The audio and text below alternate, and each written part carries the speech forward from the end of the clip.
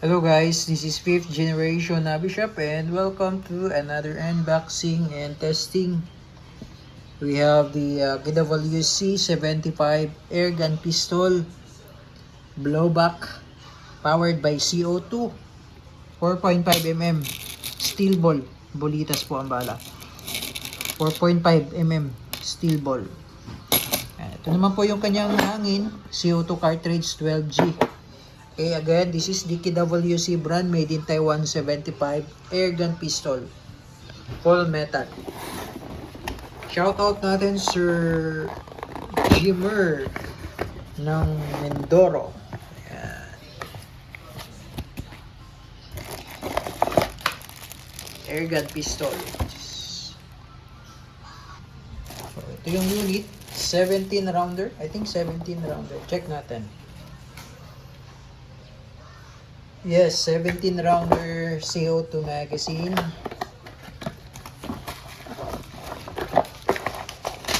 Then may free siya na bolitas.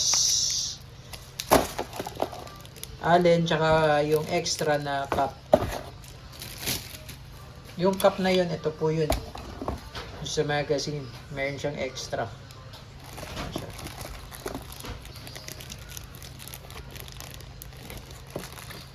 Ito yung magazine niya na 17 rounder. Ito yung unit.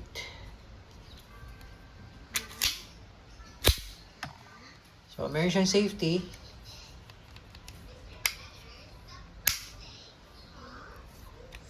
Yan, safety niya. Ambidextrous, tapos yung sight niya adjustable, pero sa ngayon po, huwag nyo muna siyang gagalawin. Full metal po, bakal po yan. Paminsan po ito, minsan higpitan nyo po yan. Minsan lumuluwag siya pagka sa blowback kasi. Check nyo na rin pagka lumuwag, higpitan nyo lang. Yan.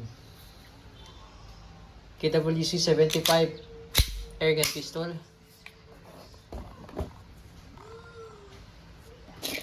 So, load tayo ng bala.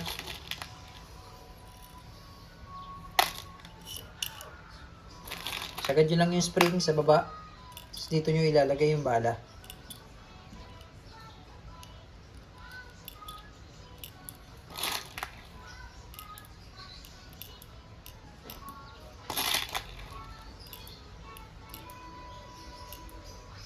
So 10 shots muna ang nilagay ko. Pero ang capacity niya is 17. Tapos lagay tayo ng konting oil.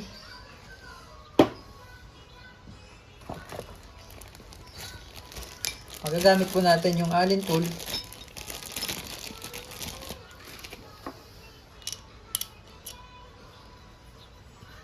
Alisin lang natin.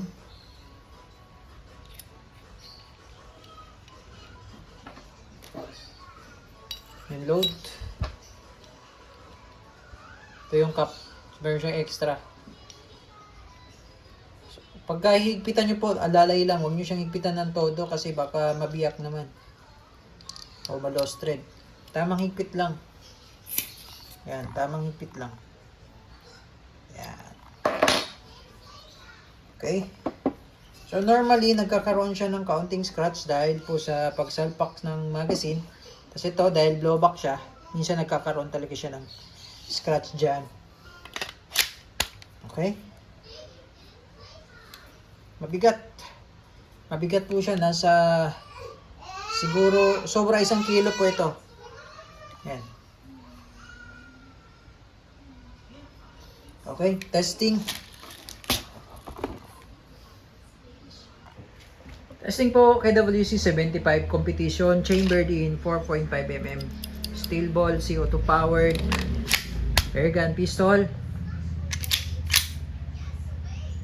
Okay, and firing.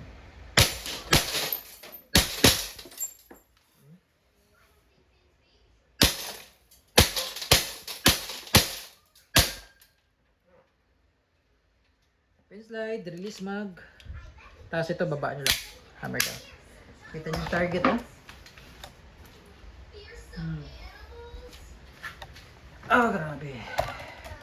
KWC 75 airgun pistol.